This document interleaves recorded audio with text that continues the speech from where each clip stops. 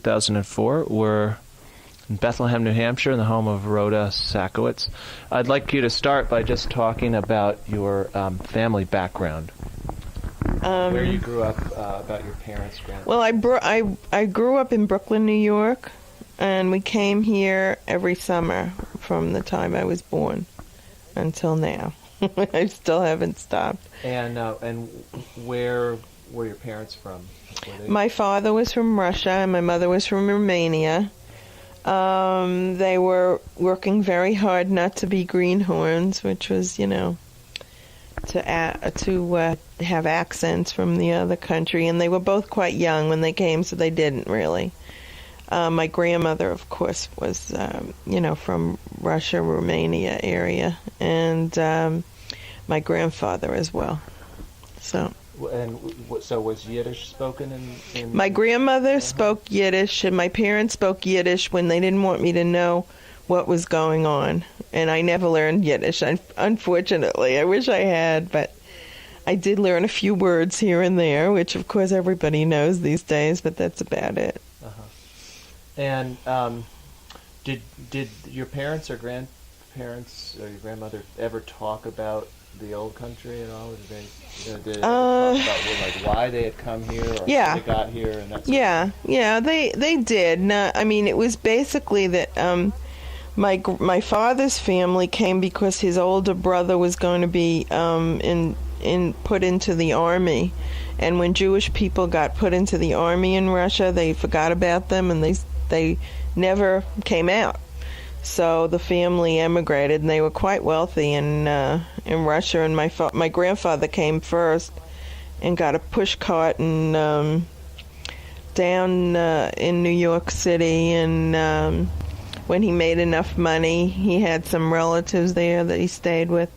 When he made enough money, he sent over for my grandmother and the rest of the family. Mm-hmm. And my mother's family, I don't know too much about them. She came over when she was about 12 years old, I think, and so was my father, actually. And they came over, I think, basically because there were pogroms in the area, and they were killing Jews. So they decided that New York would be the place for them. And they also had relatives there. And they started my mother's family started a linoleum store. And they were on Howard Avenue in Brooklyn, which I guess a lot of the relatives lived at. And then... What part, neighborhood in Brooklyn is that? Howard Avenue is... I tell you the truth... Never been there. I don't know. Yeah. When I was born, they moved to Flatbush, which was I grew up in Flatbush. They were in Church Avenue area. It was a very Jewish area. I grew up in an area in Brooklyn that was probably 90% Jewish. So that was very easy growing up. Here it was a little different, because it was everybody was not Jewish, and it was kind of a shock to my system, actually, the opposite way, Was your parents' level of observance, what was it? I mean, Well, my father used to go every morning to the temple for minions, and he was, very active, very, very active. My mother couldn't care less. She would go in Rosh Hashanah and walk around a little bit and go to mostly the temple and do a little reading and go home and make dinner. Basically, that was my mother's interest in the whole thing. My father was the religious one. He was, in fact, president of the temple here in Bethlehem for about 12 years. Mm-hmm. And he came up for the whole summer, every year. He had a real estate practice in Brooklyn and a real estate practice here. And my mother's family, my grandmother used to come up with us. My grandfather died when I was very young, so I don't really remember him very much. But my grandmother on my mother's side, my father's parents were gone already. I didn't know them at all, really. But my mother's mother would come up every summer with us. And she would, in fact, she made that little blanket over there, and she used to do handicrafts and stuff like that around the house. And she spoke mostly Yiddish. It was very hard for me to understand her, and so I really didn't have an awful lot to do with her when I think in terms of my grandchildren and how I'm so involved in their lives. But she really wasn't involved in my life at all. You know, that was a different generation, a different outlook. And she was so old, it seemed, you know, next to how I feel as a grandparent.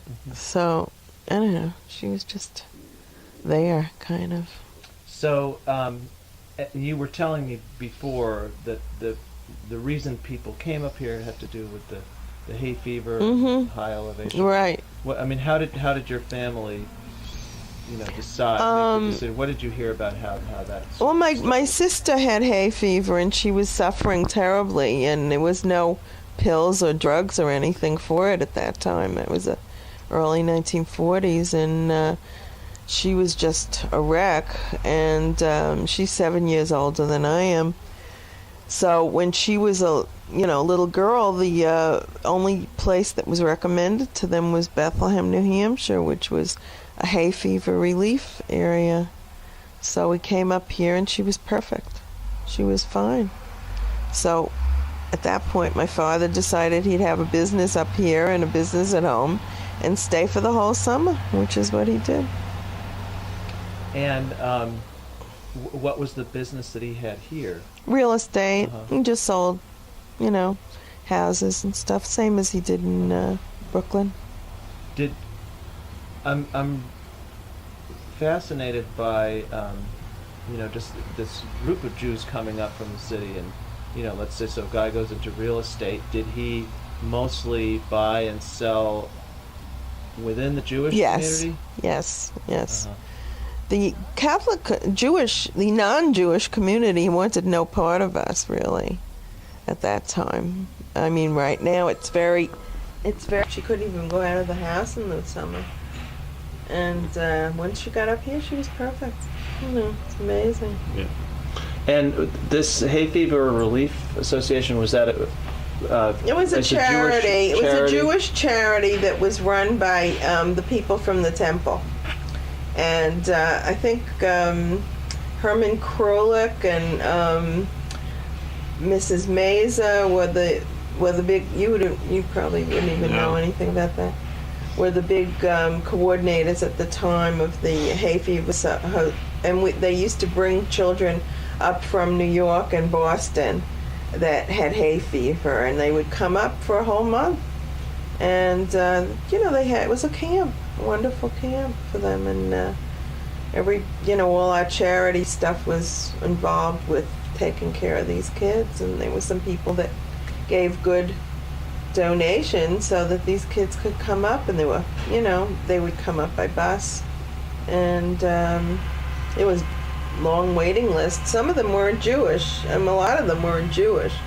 They were just hay fever sufferers that needed to be in this area. It wasn't really. I don't think most of them actually were Jewish. Was the hay fever, particularly bad in the inner city? Is that? It was bad, I think everywhere, but I'm sure the pollution in the inner city didn't help any, and this was like a real relief area. It was a area where they could have fun and enjoy themselves and not be suffering. I remember going to many of the affairs myself, where they had big, great big, benefit concerts and different kinds of card games, and we had bingo every week. That all the money went to the Hay Fever Association, They did a lot of things, you know, always very philanthropic, the people that were up here, always. And they donated to the, you know, ambulance in town, and they donated to the hospital in Littleton. And, yeah, they're very, very philanthropic people, very good people. Now, Leslie, you say that your family started coming for the same reason. What was, maybe you can tell that story. Well, my grandfather came up, I'd say in the 30s. He started coming here just by himself for his allergies, and he took long walks.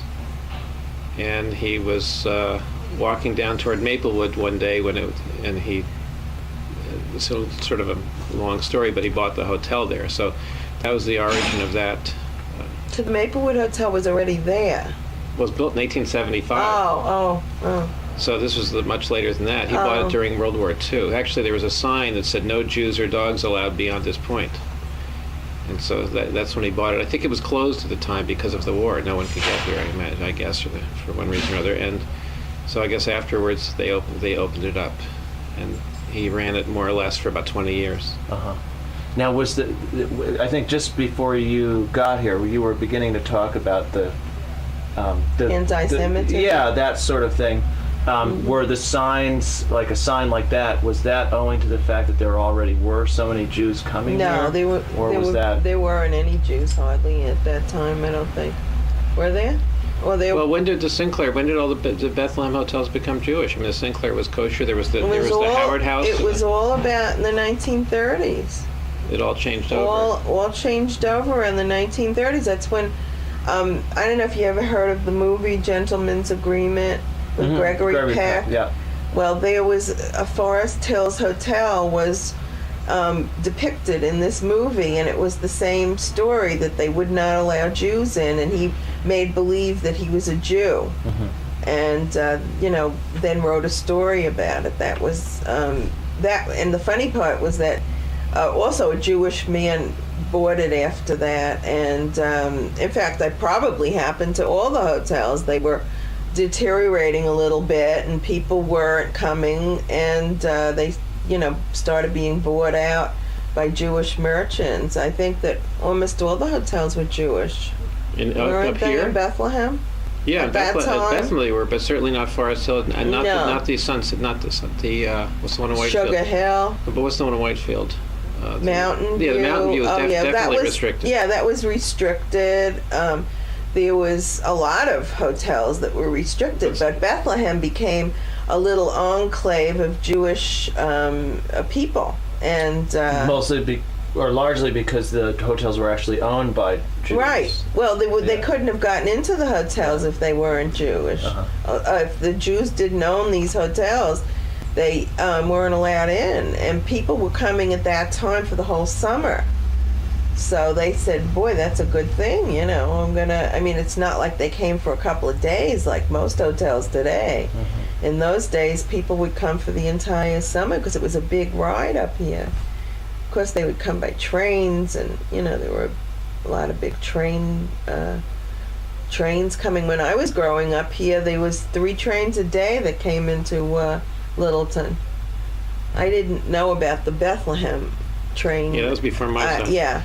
But Littleton, I remember taking the train to New York. When did you start coming in the up? late 40s. I mean, I don't remember those years, but that's when my parents brought me up here. Yeah. But you came every summer after that? Yeah. We missed a summer or two where we stayed in Florida. Yeah. So, but my family was not involved with the synagogue. No. His family... I didn't know Leslie, until probably 20 years ago or something.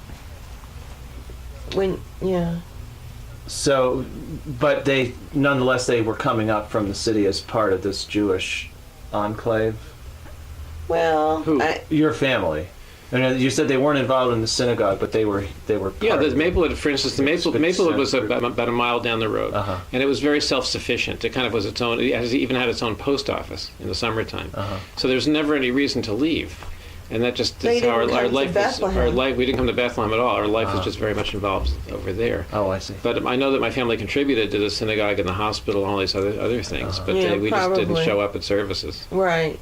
Yeah. And the hotel wasn't a Jewish run hotel. I mean, it wasn't kosher or anything like that. Well, it was Jewish style. It was Jewish because, style. Like the Sinclair was kosher, but at the Maplewood, you had every Friday night you had roast beef with karas tzimmus and kugel and all these sort of things. But on Saturday night they had that was Did on Friday. Did they have mostly a Jewish clientele? Yes, it was all Jewish. All Jewish. But so you had this nice Shabbos meal on Friday night, but then on Saturday night you had lobster.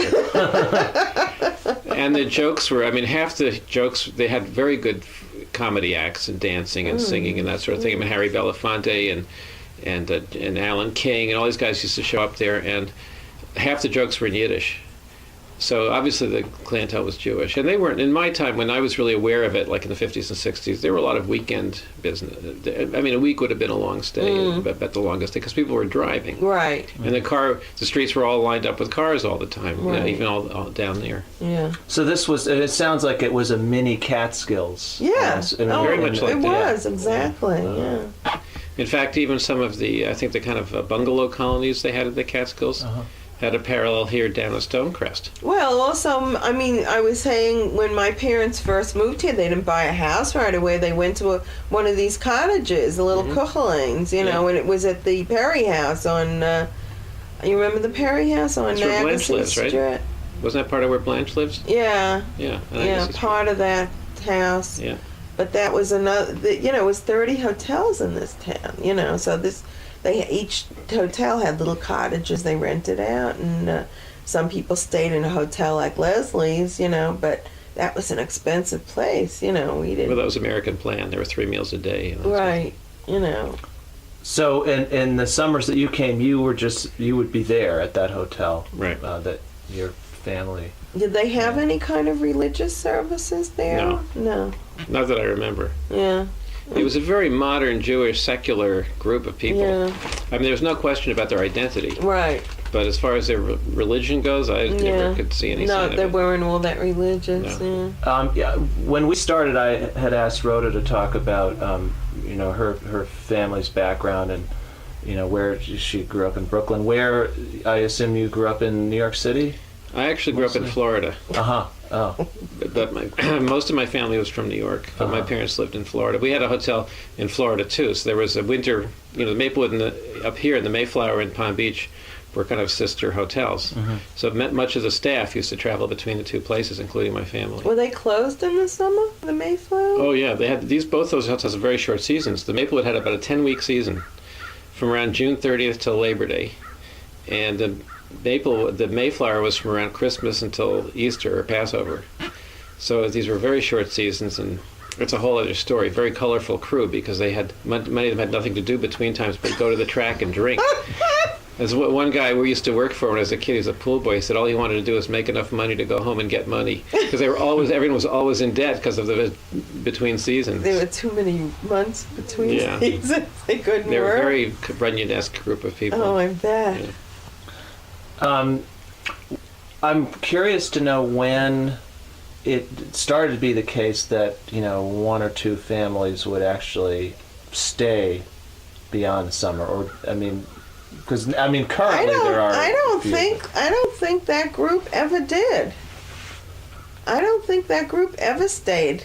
I was telling you, a lot of the people that made this area interesting went to this Forest Hills college. So that's like in the 1970s. Yeah. Right. So you have to move that far. I don't think that, if anybody was Jewish that lived here year round, I don't think that they would have had any kind of Jewish life in the winter. Yeah, there were Jews here, like Mac Mussman. I know there were Jews in the winter then, but you're right, I don't think there's any community at all. No, and I don't think they ever got involved in the temple here. The people that have gotten involved in the temple were people that moved here in the 70s. And mostly because of this Franconia College, I think. And I don't know. They've heard of the area. They wanted they weren't terribly religious. They wanted skiing and hiking and, that. But I don't think that I mean, I honestly don't know anybody that lived here year-round at that time. I think we might have a few families now, I can think of one, for whom the presence of a year-round synagogue is a real plus. You know, they knew it was here before they came and it was important to them. But otherwise, I can't think of anybody who wouldn't have come even if there had been no synagogue. Yeah.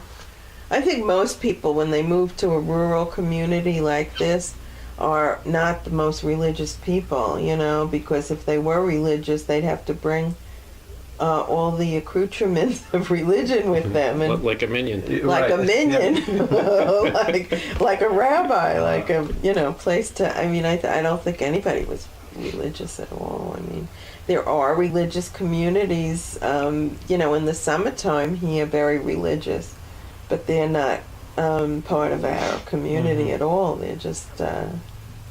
And most of the people that are very religious just come for a week or two. That, except the people that own the hotel. Mm-hmm. Like there's an Arlington hotel, and the very religious Hasidics go there. And even Leslie goes there for dinner once in a while. Have you gone this year? Yeah, no, I'm not friendly with the owner. I'm very fond of the owner. She's a wonderful woman. And What, she have 17 children? 10. 10 children. Some, ridiculous. she'd be she'd be a whole subject. Yeah, She's she'd be very quite fascinating. a She's a subject. survivor. She has a huge family. Why'd she come up here, do you know? She had terrible. I'll just say quickly because I don't have the whole story. I'm not Okay. good at remembering details of things.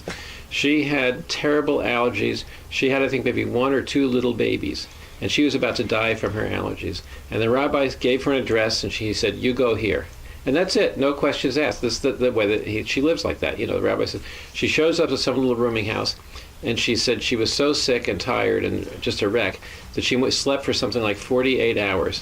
I said, "What happened to your baby?" She said, "Baruch Hashem, the lady took care of." I said, "I don't know even." She says, "The lady took care of my babies. They were so nice." She said, "It was a gift. It was like God was watching over me," she said. And that's how she started. Oh, how interesting. Yeah. And it was off season. It was in the fall or something like that. There weren't very few people around. Mm-hmm. Interesting. And this is the person who currently owns. A Hasidic hotel here. Hasidic Uh-huh. Hotel, yeah. Huh. Yeah. They even have a grocery store there for the Hasidics. And Yeah. they have their own temple. At the time, she had a baby or two. Now she has, including children, grandchildren, great-grandchildren, over 160. All from her. God. I have enough with 3 grandchildren. Oh, okay. Think about it. How do you like to have 80 grandchildren? I don't think so. What was you were starting to talk about the trains. As people who went back and forth so frequently, I'd just be curious to hear about, like, what was the trip like, you know? It was nice. It wasn't bad. I mean, I never went with the train because my parents had a car, but it was a very nice trip. It was 3 hours 3.5, 4 hours from Boston, and probably, I don't know, 6, 7 hours from. Maybe Yeah, that was I only did it probably once. more like 10 hours. I did it once when I was From 7 New York to New York, City. and it was not I don't remember that it was remarkable. You just kind of Yeah, it was hung just out. everybody went by train. We in more Boston. frequently took the train to Montreal. Did you ever do that? There was the train No. that you could get, I think, from maybe St. Johnsbury to Montreal. That was popular. Mm-hmm. And I also flew once, I think, from Berlin to New York. So there were other ways to get around. Uh-huh. There was, But that was later. I mean, you didn't fly in it the was probably early 40s. 50s. I'd Yeah? say because I know I went there for some medical treatments that I had probably in 1952. Oh, Yeah. interesting. No, I never flew. No, my parents, took the big Cadillac Oh, yeah? and loaded it up for the summer, and that was it. And as soon as school was out, the day that school was out, we went. And we didn't come back till Labor Day. That's great. Wow. Well, we came up for the summer too in a car from New York, but it took about 8 hours. Yeah. But it's not that much faster with the interstates. I've been Right. thinking about that. Yeah, it's not You that. save an hour or two. That's Yeah, all. my kids come up from New Jersey all the time, and it takes them 7.5 hours, I think. Now, on a certain, it seems like on a certain level, the Jews who would come here in the summer would sort of cultivated a kind of cultural self-sufficiency, but it could only go so far. So I wonder, what were beyond, past the time when there were the restrictions, when did it become the case that you could just sort of freely, or you did freely mix in the town, or is that Well, not I happening? think my parents were only friendly with the Jewish people in town. I don't think they had any. Well, my father. No, actually, that's not true. My father had a lot of friends that lived in town. My mother was quiet, so she didn't really. But my father would go to. There was a couple of judges that lived here and a couple of other people. My father used to love to play gin rummy, so he would go to this one's house for gin and this one's house for playing another game. They would play a lot of cards in the summer. He would go to the Maplewood and have some friends that stayed there, and he would go to Sinclair. And so he made friends with but the Sinclair and Maplewood would be Jewish people, but there were, a lot of people that he was friendly with that weren't Jewish. I don't think that he was wholly accepted by them, and I don't think they ever socialized in terms of going out with them to dinner or invited to their homes. But my father was a very gregarious, friendly person. And so he made a lot of friends, afternoon kind of friends. Mm-hmm. But I think most of his social life was with the people in the temple, which seems to be the same today practically. It's reverting. Yeah. How about in the case of your family? Yeah, they were totally involved in the hotel. I mean, the only friends I can remember they really had commercial interests together. It wasn't as though, you wouldn't call them friends. I mean, I thought of them as friends, and they might have thought of them that way, but it's not as though they shared, they didn't go over to their homes for dinner and that sort of thing. Of course, your father and mother, did they eat in the hotel every Yeah, night? they did. They ate in the hotel every Where night. could they go? I know. No, it was totally Was absorbed. it about 175 people? The dining room could seat 400 people. Oh, 400? Yeah. It was a beautiful, gorgeous and hotel. you frequently would have that many? Oh, yeah. The It was dining room would be full probably a lot of the time. all the time. We went there for dinner a few times. It was very nice. My father didn't think it was very kosher, but Well, it wasn't very kosher. he liked it. How would they attempt to ensure that it was kosher to the degree that They it didn't. was? They didn't. There's no His- pretense. Yeah, his Uh-huh. hotel wasn't. You get a bacon But and eggs there in the were, morning. but there were hotels in town here that were kosher. The Sinclair was another big hotel. It was, a couple of hundred people. Uh-huh. And there was the Park View, and there was the Perry House, and there was the Howard- Strawberry Hill, the and Howard the House, Howard yeah. House. They were all kosher. And did they American so would they plan.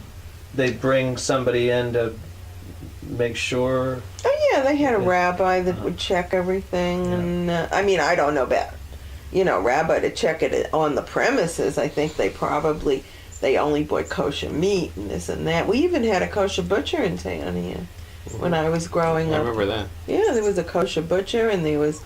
Got to set up shop in the Oh summertime. yeah, in the summer. Uh-huh. Yeah, he was from Boston, and he would come up for the whole summer. And there was a fish store that catered to Jewish tastes, and there was a delicatessen, a deli, and there was.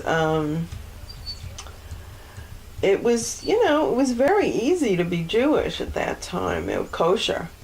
When I think about what Marlene goes through to find herself some meat, it's terrible, now, because there's no kosher facilities anywhere to buy anything here. But You could buy Empire chickens, I think. yeah, you can buy Empire chickens at the supermarket, but that's about it.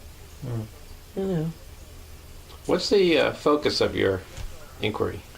Well, in general, I'm trying to write a book that takes in the gamut of Jewish cultural experience throughout rural New England.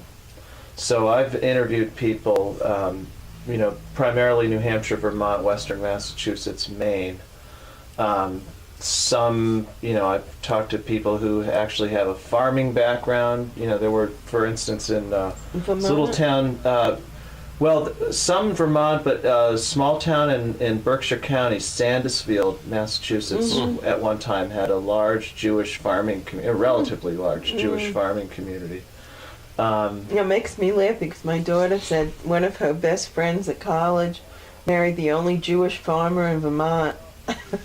But I'm not so sure that he was the only one. I think what I'm finding out is that because I'm also, in terms of the time period, I'm including current Jewish life, not just 50 or 25 or 30 years ago. And on the current scene, in terms of farming and doing, a lot of people are making that transfer over to organic farming. I've talked to a couple of people, sort of consciously Jewish people who are into organic farming. Apparently, among the organic farmers at least in Western Massachusetts, they're all Jewish. Really? This one guy told me every single one of them. Really? That's interesting. I wonder if my daughter's friend's family is Jewish. Yeah, she's Jewish, but I don't know about him. I didn't think he was, but obviously he is. She said he was married to the only Jewish farmer. But I don't know. If you want, I can get your their address. Sure. For you. Yeah. Well, I've heard of a guy. I still haven't met him. Who's I guess Orthodox. Was a lawyer in New York City, and then decided he wasn't going to do that anymore. Moved to Vermont and started farming. And decided to be the one, I'm sure, the world's only producer of kosher maple syrup. Somebody would ask, I had these Hasidic guests, I used to have a cottage, is there treif maple syrup? I don't think most of them have a little U. Is there a big demand? Much demand. I was thinking about when you said about the Jewish farmers, the definition of a Vermont farmer? It's a guy with 2 goats and a Saab. It's not quite the same. But the other thing about this is a huge subject, rural Jewry. There was a fellow in I think, Cabot, Vermont, who produced a little magazine called Kafari. Remember that? No. He wrote up Stan Holster's a gunsmith up in Whitefield. His name is the guy's name. I think that's his last name. It could be. He and I went and interviewed Mrs. Strolovich together with her. She just returned from a trip to Auschwitz. And it was fascinating. She's but the still guy, alive? Yeah, but she has a bad back. She didn't come up this summer. Back's been really bad. She didn't come last summer either? Yeah, she did. Oh, she did? He claimed there was a minion in every little town in New England. He said, he said, trust me, it's there. Every small town. And the guy. But there weren't any official temples. No or temples, anything. but there were 10 people. Yeah. He might have meant, in those days, he might have meant guys. It was like in the 80s. Oh, it had to be guys. Yeah, and but he wrote a story about this fellow who owns a gunsmithery in a gun shop in Whitefield, Stanley Holtz. Stanley might still have the copy of that. Oh. Remember the headline was "A Nice Jewish Gunsmith." Well, I would be inclined to believe that claim on the basis of, I think I've probably, interviewed and met somewhere between 40 and 50 people all over the place, and there are a lot of little Jewish communities, more and more. In fact, there's an event that happens every June called the Conference on Judaism in Rural New England. It's held actually not too far from here in Linden. Oh, in Lindenville? Yeah. Yeah, that's very cool. And I guess when they started, they used to get 400 or 500 people for this weekend gathering, all mostly from Vermont, Maine, New Hampshire. And then over the years, the numbers have gotten smaller and smaller and smaller. I've only attended in the last couple of years, and the question has come up, why are there so few people? The theory that makes the most sense is because there are so many more Jewish communities now than there were 20 years ago. They don't need it. They don't need it. There are so many temples and haburas and so on and so forth. So, I mean, my little town, in Massachusetts, when we first moved up there, it was right before Nicole was born. So, right after Nicole was born. So in the late 60s. There were no Jewish people practically in town. Now there's 3 temples. in my town. When in Palm Beach, I used to be the only Jewish kid in my class. Yeah? Now there's a lot of Jews there. Yeah. Oh, I mean, Palm Beach is like, Jewish heaven. Yeah. I mean, so it's, we're all over the place. Yeah, but there's not much, there's very little going on in northern New England, northern New Hampshire that I can think of. There's hardly anything. And there's really very little emphasis on ritual and on the religion. There might be something on the culture and that sort of thing. Because there are a lot of mixed marriages, which sometimes is good. Because in many cases, the spouses who converted are far more enthusiastic than the people who were so complacent. Yeah, like mucho. I was saying, me too. Right. Well, I mean, I do more than Dan does, but I mean, Alice is very involved. My wife converted. Yeah. She's very involved. So that's good. But I think one thing that's really missing, I don't know if this is interesting for any of you, but I really think that one of the things that we have going for us is that we have a synagogue, and we have services from time to time. This year summer we've had them every day, literally. Yeah, we've had a little too many. You've had a little too many, but we've had a million every Shabbos, I think, except maybe one the whole summer. And it really does keep things together. Now I was talking to Marlene and someone else. That there's a North Conway community, which really is a chavurah. Did she go? She did go, and she had a very nice day down there. And no, I mean, did she go pick up her kids today? No, that wasn't. I think she was going down yesterday to drop her car off. Oh, okay. So she went to North Conway on Sunday. Oh, yeah, I know. No. So that was nice. And then, but they don't have anything like this. And so we're thinking, we've talked a little bit about doing something for them where, maybe we could send her day, if we have a paid clergy next year, have someone go. They're not going to come up here, especially on a Friday night or even maybe it's too much. But, we kind of like an extension service, over there that we pay for, because we do have members from North Conway that don't take that much advantage of the synagogue. And I think maybe that's the key. Maybe that's really what's missing. Maybe Ezra knew it a long time ago, that I'm not such a religious person, believe me. But I mean, we're more religious in the summer than in the winter. Oh yeah, I never go in the winter. In the winter, I very rarely go to temple, But here I go because it's next door, and I feel like I have to support the community and the people, and we've hired somebody to come for the summer, and we got to be there for her. Yeah. I mean, that's the way I feel. I mean, my husband would be perfectly happy if he never went to temple, But also, it's like Israel; everybody counts because it's such a small community. Right. I don't even belong to a synagogue anywhere else. Yeah, no, I belong to one in Wayland. Yeah, well, you've been there for years and years and years, right? Yeah, I mean the kids, bar mitzvah and all this kind of stuff. But he was saying, that his daughter is getting bat mitzvah now, and it depends on the stage you're at. Where do you live? I live in Shelburne Falls, Massachusetts, which is not really near anything. It's in the Berkshire Hills. But our synagogue is in Greenfield, which is another town that How is far not really is that near from anything. you? The synagogue is about 12 miles away. But it's not that far. Shelburne Falls in the last couple of years is a tiny town. I mean, 2,000 people. A guy who I think happens to be Jewish decided a couple of years ago he was going to open a Buddhist meditation retreat center in the town. And within a year or so of his establishing that, his friend, who's very involved in Jewish spirituality, said, "Hey, can I have Shabbat services here?" So now at the Buddhist temple, and so now every other Saturday, throughout the year, not just in the summer, all throughout the year, there are you go into this Buddhist, you sit on the cushions and look at the pictures of the shrines, look at the picture of the Dalai Lama, and there's like a 3-hour Shabbat service there. That's interesting. Do they have a Torah? No. I mean, it's not. It's definitely a small, low-key thing. But the synagogue in Greenfield that we attend is very large. I mean, relative to the size of town. It's a major town, Greenfield. I've been there. That's right on Route 91, isn't it? Yeah. That was one of the things that brought. I mean, our community really.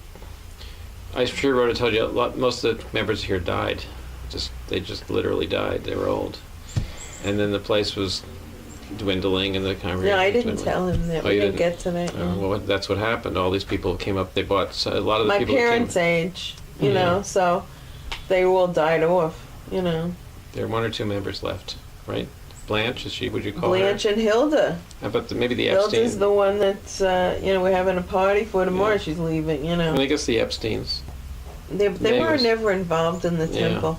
Never. So they really, it was really a very tragic thing, because I remember in 1981 I moved here with my children. Why did you move up here? That's another.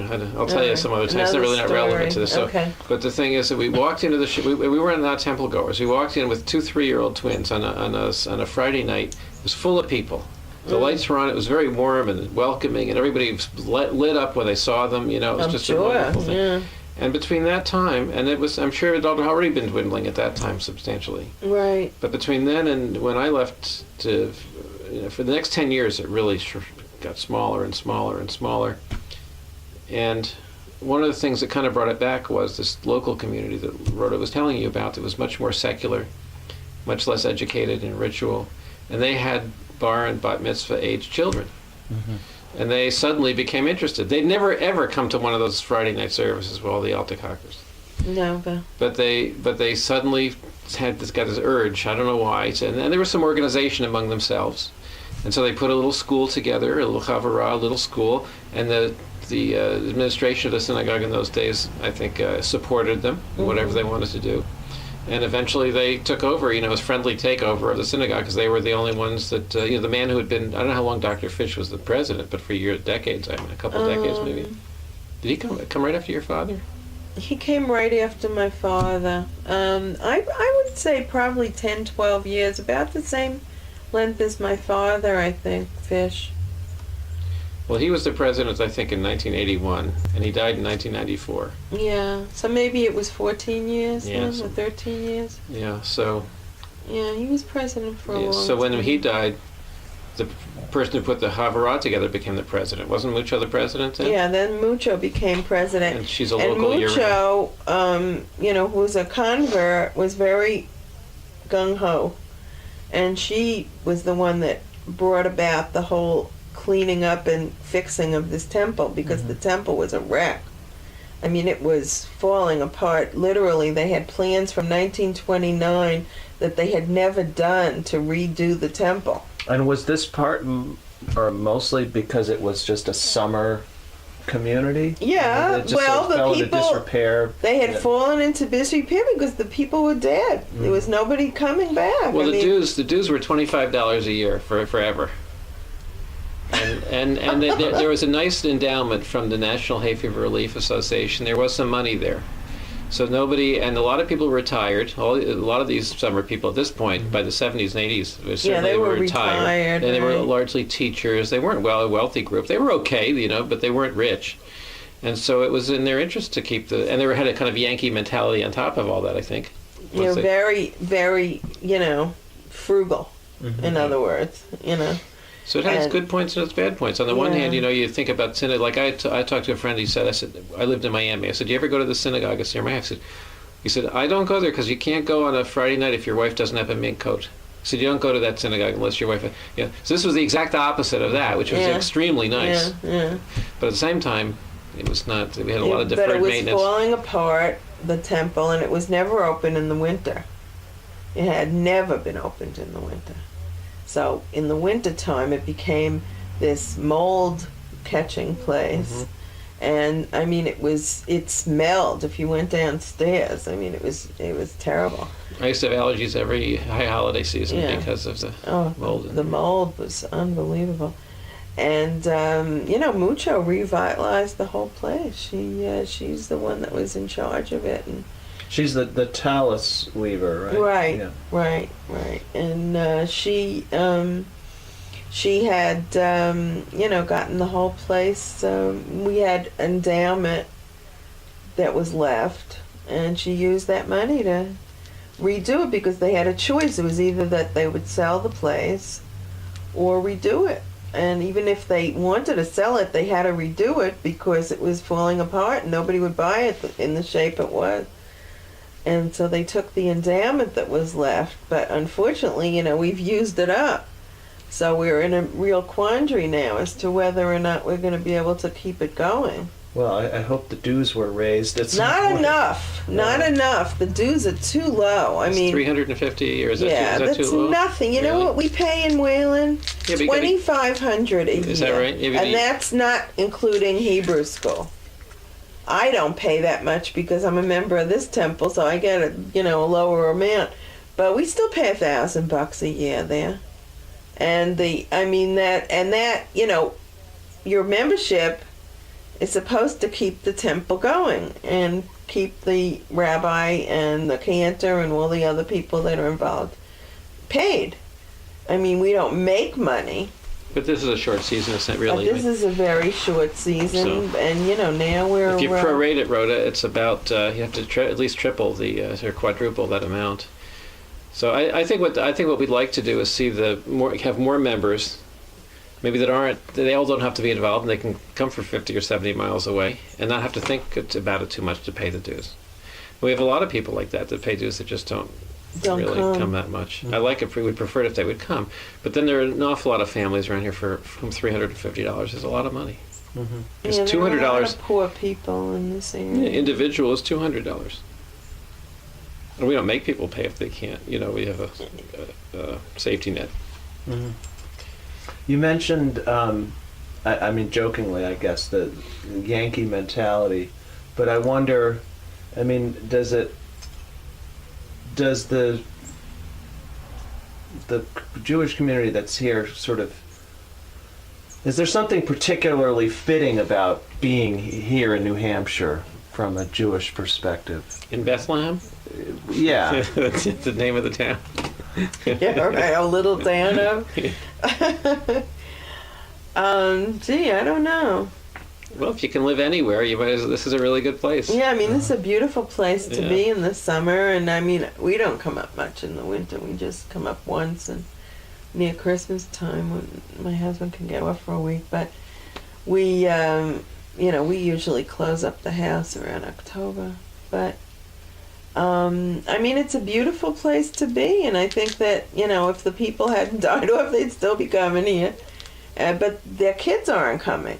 Their kids don't have the same kind of thing. I'm the only one that still comes here from that group, I think.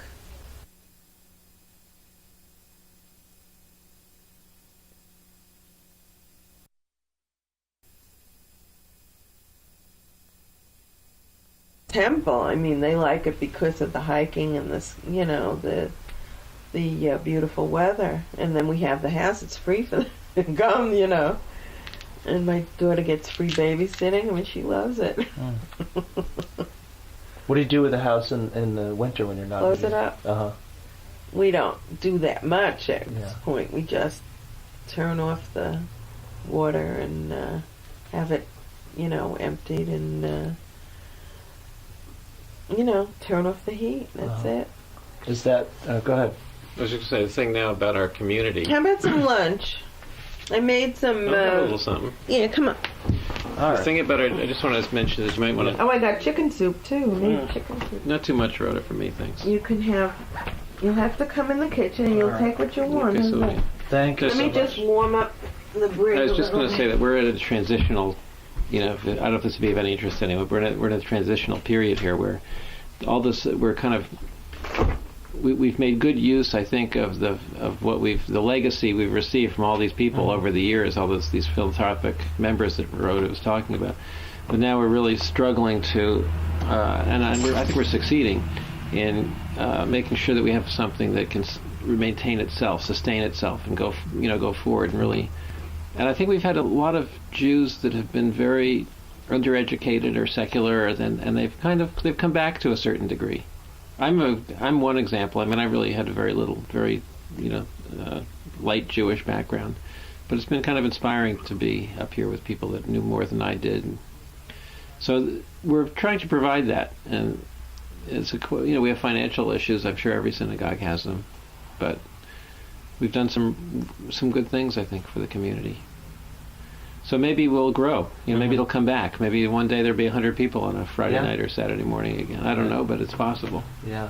Well, I think you're right that, what you were saying before, that if there's that base of, not just the building, but the habit of, even people who aren't terribly religious inside, still appearing and going through and doing the services and so on. Yeah. Then it kind of, then it allows the rest of it to grow. It grows, the people grow, and the whole community grows. It's very nice. We have an awful lot of people that drive up and look at the sign, and they're curious, and they start to come around, and it's a good thing for everyone. Yeah. But I wouldn't have said, if you had asked me 30 years ago when I was, in my 20s or even my early 30s, I would have said, you said, well, is it important to you to live near a synagogue, or do you think it's really important that a synagogue be in this place? I might have my doubts about the whole thing. I might have had my doubts, but I don't anymore, really. I think it's really been good it's been a worthwhile effort to have this here. Of course, and Bethlehem does have a history. I imagine it's quite unusual in New England, isn't it, for a small town in New England to have a synagogue that's been going for 80 years? It's not as unusual as I would have thought in that. Not that it doesn't make Bethlehem special, but there are a lot of, I've been finding out, and this is where I guess where this guy, I think that's his name that you were talking about. Could be. Where his, he got his idea. There are quite a few, these teeny little Bennington, Vermont.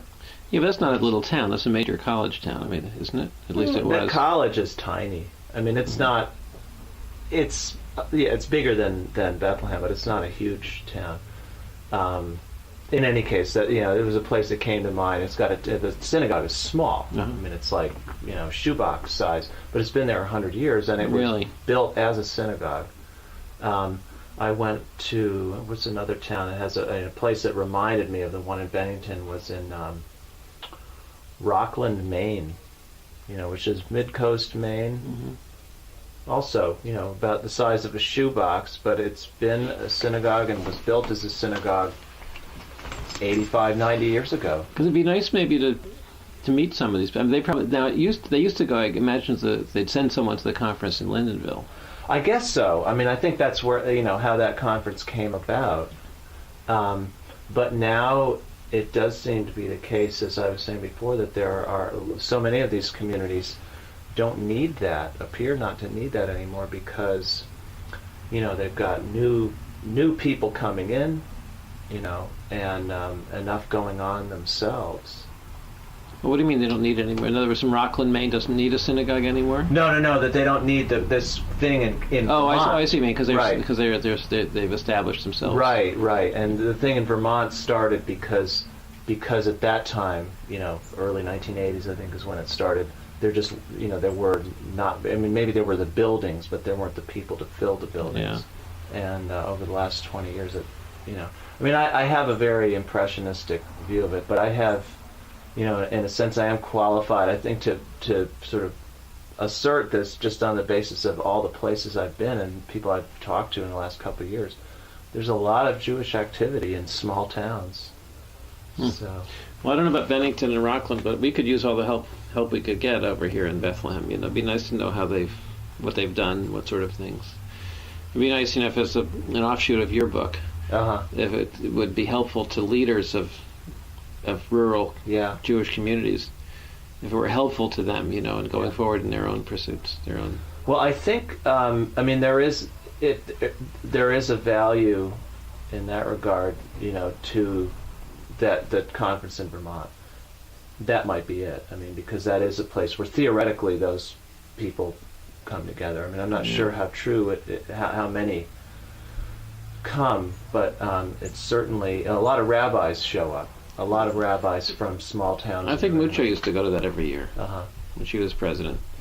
And I became president, and I didn't do very much of anything, so it was like a de facto president. So it's worthwhile. It's also there's just a